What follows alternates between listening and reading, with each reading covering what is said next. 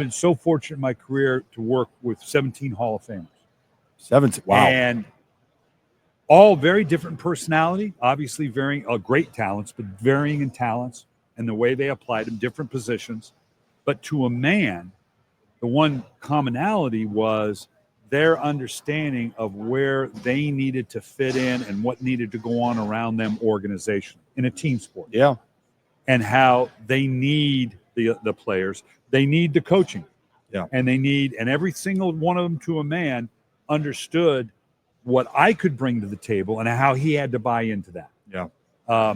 If we are collectively, you can be good at a Hall of Fame level, and that's great. Yeah. But if you collectively want to win, you got to buy in to what we're doing collectively and then help me sell it. Is there anyone, I mean, you mentioned the Hall of Famers, but for all these teams and there's these unsung people, did you have one of those guys that fit that mentality? You know, like the Super Bowl year, was there someone else that fit the exact mentality that you talked about? Well, and by de facto, the fact that obviously you're best players, because at the end of the day, leadership for the most part will stem from productivity on the field. You can have guys with dynamic personalities but if they can't deliver on the field, that's what the players gravitate to. That's what Ray Lewis is, maybe one of the individually greatest leaders I've ever been around, because he lived it every day. What you saw on Sunday, that passion for the game and that focus, was every single day. Right. So when you have someone like that is in the front of the room on Wednesday morning when you're installing the game plan, book open, highlighter at the ready, first guy on the practice field, last one off, grabbing other guys, hey, come on, let's go work out after practice. Let's get in the weight room. That type of leadership, recognizing that I need these people around me to be good. Yeah. It's not just me by myself. That's where that real leadership, when you've got those types of guys, and then you do have some players, again, because of productivity, a player that I always go back to, Kelly Gregg. Yeah. You know, Kelly Gregg came to us, and I remember coming out of practice, and it was during the early part of the season. I see this little guy, and I'm going, well, what coach is paying back a favor here? Who is this guy, and why is he here? And Rex Ryan had brought him in. He was familiar with him at his time in Oklahoma. Right. And Kelly didn't have the physical stature at first glance, thinking, well, what's this guy going to do? But you talk about having unique physical abilities, the leverage, the strength, the passion, the want, the desire that you recognize very quickly. He became an integral leader on our team just because of his passion for the game, his willingness to do whatever it is needed to be done, and the fact that he was productive.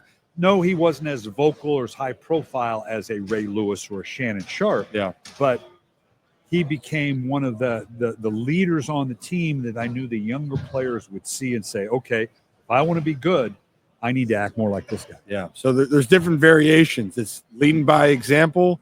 Then there's also leading by example with productivity, and then being able to go out there and motivate, but also your skills speak for themselves.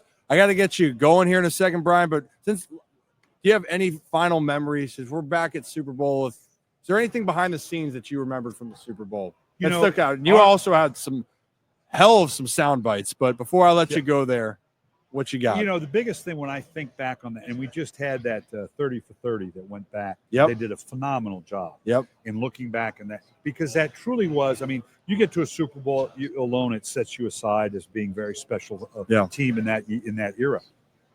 That was truly a unique team in terms of low expectation. We hadn't had a winning season since the inception when the organization came.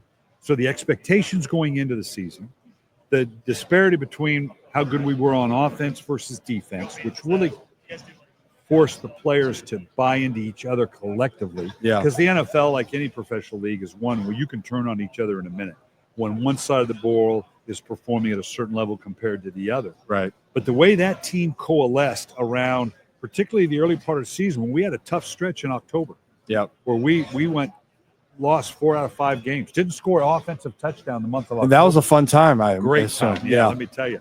But that I will tell you this, that team stuck together a lot because of the leadership of the Rod Woodsons and the Ray Lewises and the Jonathan Ogdens and the Trent Dilfers and the Shannon Sharps. That team stuck together so that when we came out of that difficulty, we were invincible.